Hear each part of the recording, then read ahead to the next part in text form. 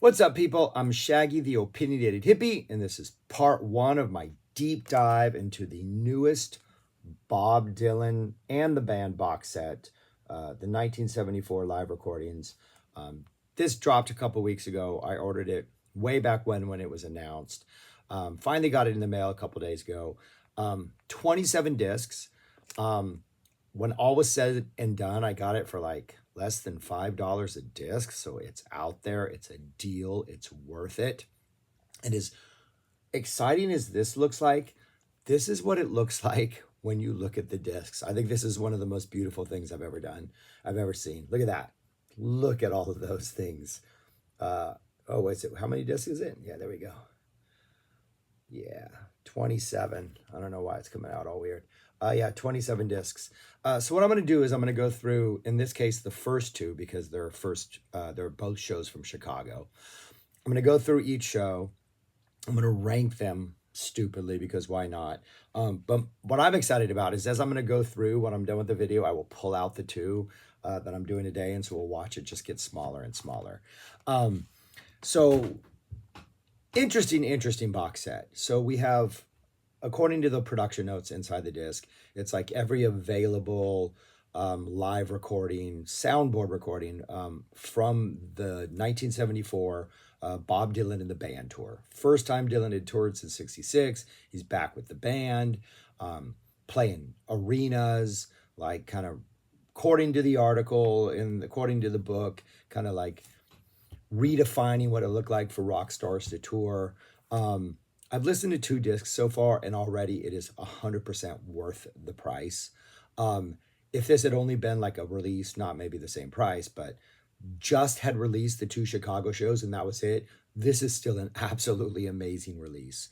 A number of things that stand out just listening to this is there's a number of songs which, no matter how Bob reinterprets them or how the band reinterprets them, or whether they're doing it in a country musical style or more rock, or Dylan's messing with the melody, there are songs that are at the core such powerful songs that no matter what Bob does to them, just their urgency and their immediacy and their brilliance comes through. Specifically listening to these two discs, like The Lonesome Death of Hattie Carroll, just, you can't get away from the absolute genius of that song. All Along the Watchtower, to some extent, has that just absolute just simplicity about it. It's just revelatory to listen to this. The band sounds amazing. Everybody has moments. Robbie Robertson in particular, his guitar playing is just like, how is this guy not more of a guitar hero? But the entire band is fantastic. They each have moments that you're like, yeah, oh, that made that song that much better. The release itself is interesting. Each disc represents a show, or I think at some point maybe we're going to get like more, but at least for these first two, no band songs. And it's not every song that Dylan performed on those nights. It's a selection of songs. So it's interesting in that way. It's somebody curating and decided what songs go where. For the two Chicago shows, every song that was played on either night is represented in a version. Sometimes the song was played twice, we might get both versions. Sometimes the song was played twice, we only get one of the versions. But over the course of the two Chicago nights, every song played is represented, not counting the band songs, except for one, which was I Don't Believe You, She Acts Like We Never Met.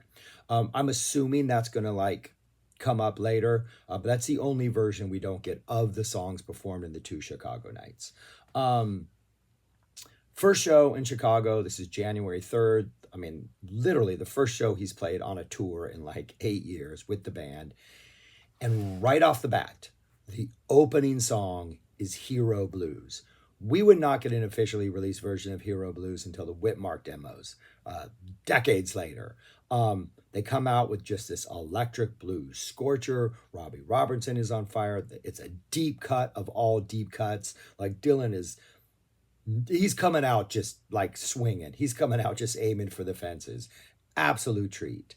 We get a Lay Lady Lay that follows. Great Robbie guitar, more rock than it is country. Dylan's not doing that really deep Lay Lady Lay voice. It's still a brilliant version. Tough Mama. They are hitting the Tough Mama. It's got some bounce to it. It's kind of jammy and loose. I know this song from the Jerry Garcia world more so. So listening to this version is just that the rockier edge of it is just absolutely fantastic.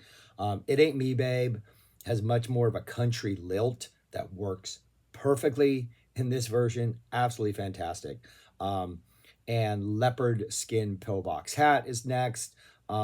Really nice, heavy, stomping guitar, blues infested. Like this is what you want out of a leopard skin pillbox hat. Nice slow rocker. It's very ragged, very kind of loose. Robbie Robertson, his playing is just ridiculously amazing on this.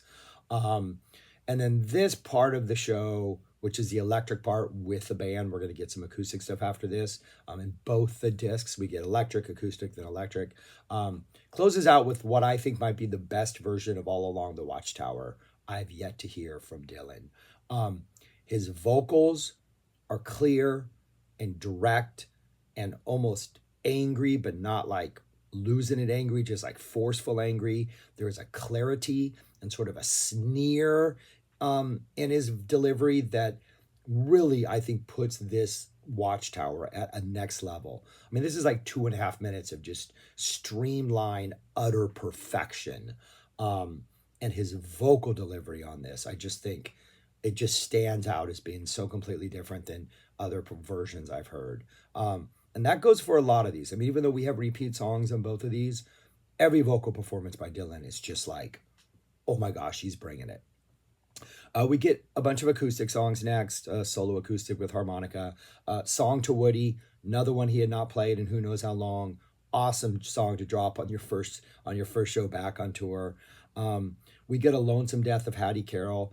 There is a harmonica solo in this one that just is haunting. Um, and this one has a very almost straightforward, kind of dramatic, kind of storytelling sort of essence to it. But the story that this song tells, it wins over. No matter what Dylan's doing vocally, and he's doing fantastic stuff, you just can't get away from the utter like devastating nature of this tale. And that's followed up with Nobody Cept You, which is the only song from these two shows that was released on the sampler that was also dropped with this, that I think is only available on streaming, but is 100% worth checking out. Kind of weird to hear this. It's a Planet Waves track that was not dropped until we got bootlegs 1 through 3 decades later. Another just awesome treat. And to have this follow the Lonesome Death is kind of heartbreaking, because this Nobody Cept You is just amazing. It's just such an absolutely just beautiful performance, and coming after just the horror that is 1960s racist America, the Lonesome Death of Hattie Carroll. It's just the coupling of it is weird, and I think in the actual concert, these songs were paired together when they performed. So interesting choice by Dylan. Then we get an It's All Right Mom Only Bleeding. That is just, it's All Right Mom Only Bleeding. It's absolutely fantastic. It's just absolute slow perfection. It's just everything you want from that. The president of the United States is going to have to stand naked. This is 1974. Nixon, crowd goes crazy for that line. I'm sure it's going to happen every time we hear it from here on out. Then we go back to the electric stuff. We get a beautiful Forever Young. This is the slow version of Forever Young. It kind of trinkles in.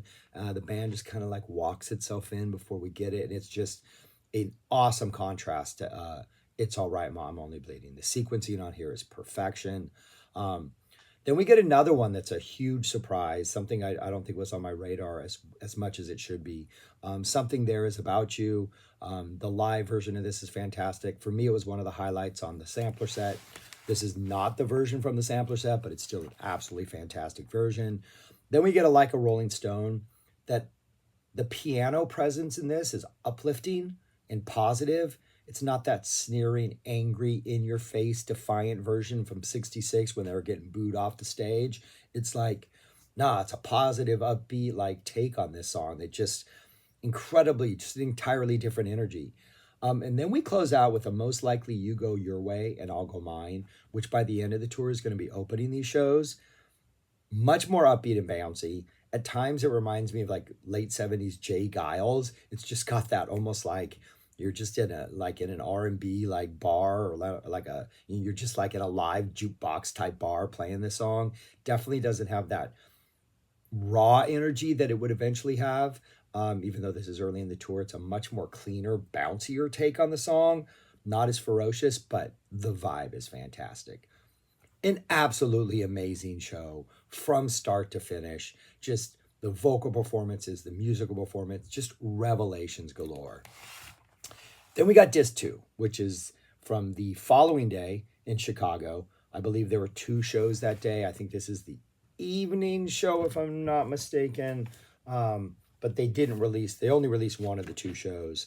We don't get both of them. I don't know if there's not a tape or it was just an editorial decision that was made. But this is the evening show from the fourth, and the one from the third was actually the afternoon show. So this one also opens up with Hero Blues.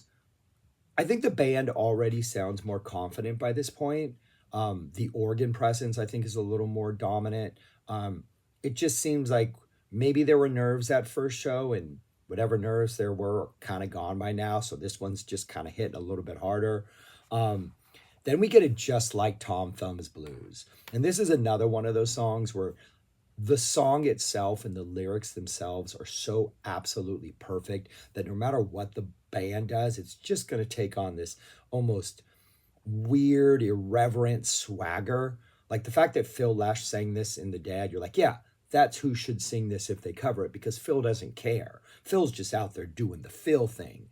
And that's what this version feels like. It's got this almost weird Louisiana psych dance vibe that's just kind of fits the lyrics perfectly, and it's kind of odd. Robbie's got these fills that are just ridiculous. Yeah, this is like a hit it out of the ballpark moment. As great as that Lay Lady Lay was from the first show, the Just Like Tom Thumb's Blues is like, all right, we're like, we've already gone up a notch from a pretty high level. Then we get a repeat of two songs, just switch from the first show. We get an It Ain't Me Babe, Into a Tough Mama. The It Ain't Me Babe starts off a little more subdued and less cocky, but by the end of it, it's less subdued and way more cocky. It just their confidence just seems to like build as the song goes on. Tough Mama, just absolutely fantastic. They're nailing this song. Then we get what possibly maybe arguably maybe the highlight among the first two shows, and that is A Ballad of a Thin Man. This thing is just kind of nasty. It's playful, nice and slow. The swagger is ridiculous. Just the groove is ridiculous. The vocals by Bob are ridiculous. Like, it's just, there's eyebrows all over the place. The band is locked in and delivering A Ballad of a Thin Man like no other Ballad of a Thin Man. Like, the confidence in this band at this point, two shows in, is ridiculous. Like, alone, if they had only released these two Chicago shows as a box set already, this set is like an epic listen. Then we get another leopard skin pillbox hat, which, following in the footsteps of the Ballad of a Thin Man, almost seems underwhelming, almost seems tame in comparison to just the nastiness of the ballad. It's great. It follows perfectly, but it is a weird contrast. After that, we go into the acoustic stuff. Oh no, we have one more full band stuff. We got a Knock on Heaven's Door. I'm not a fan of Knock on Heaven's Door. I've said many times that the only version of this that matters is the cats running around. Knocking on Heaven's Door, the only one that matters is the official studio version. Like, I'm thinking that's perfection. No one should do this. When this one starts, I'm like, okay, we got to do a knock-ins. By the end of the song, I've bought in. I've enjoyed it. Robbie Robertson is bringing some attitude towards this. The song builds so incredibly well. Yeah, like, I'm sold. I'm like, okay, I changed my mind. I'm in. We got an acoustic run after this. We got The Times They Are A-Changin', another just classic song. Love Minus Zero, No Limit. This one's a little bit more quieter, a little more laid back than the one they dropped on the sampler. Still absolutely perfect. Such an amazing song. We get another Lonesome Death of Hattie Carroll. This one also a little quieter, more of a laid back storytelling vibe. But by the time you get to that final verse, you know, when justice is delivered, Not. Just the urgency of the song and the importance of the song just takes over. And Bob, you almost feel like he wants to restrain himself and keep it at a calmer vibe, but he just can't because the lyrics demand more. Yeah, another another piece of evidence and why this is one of my top 10 Dylan songs of all time. It's just so perfectly crafted from the get-go. And then that's followed by Nobody Except You again, which is just a devastating follow. And then we get another It's All Right Mom, Only Bleeding. Um, there's a weird affectation in Dylan's voice when he's singing this. At times, it almost seems like he's like approximating a lisp at times, or he's just doing something kind of weird in the vocals that, of course, only adds to the intensity of the song. But two shows in, and Bob's like, all right, I'm bored with what I did on night one. Let's try to do something different. Not major, not ridiculously like a dramatically different version, but enough to be like, okay, this is going to be a fun journey. Like he's already playful two shows in. And then we close out with a Maggie's Farm, which is just always a treat to hear. It's almost like a really gritty country shuffle. Just the drums are like propelling this thing from the get-go. Very raucous version as always, quirky, fun, playful. Just another wow with a bunch of exclamation points to close out this disc. Two amazing discs of music, and these are the first two shows. Yeah, just absolutely fantastic. I'm going to rank them because that just seems like a silly thing to do. And so out of these two, I think the second show is better. I think that Ballad of a Thin Man, like if you only listen to one of these, I think you have to listen to two, just like Tom Thumb's Blues, the Ballad of a Thin Man, the Maggie's Farm to close. Just that stuff with the band is just so epic. The first show, again, you would be missing out on the fantastic, like All Along the Watchtower and the song to Woody, the Forever Young, which is kind of sweet. But out of these two, I would go with the second Chicago show on January 4th at this point. I just think the highs are slightly a little bit higher. You get one less song, but that's okay. So anyways, we're done with those two. So we're going to take those two out of the box set. And so now, look at that. We put quite a dent in there. We only have those many to go. Yeah, super exciting. All right. But yeah, that's all I got. If you check these out, if you listen to these, let me know your thoughts on these. If you decide to get this, let me know if I convinced you and I was right in my convincing. But yeah, this is fantastic stuff. Subscribe, like, share, comment. I need to drink some coffee because I feel like I'm about to cough. And go listen to Dylan, people. Go listen to Dylan. Peace. Talk to you later.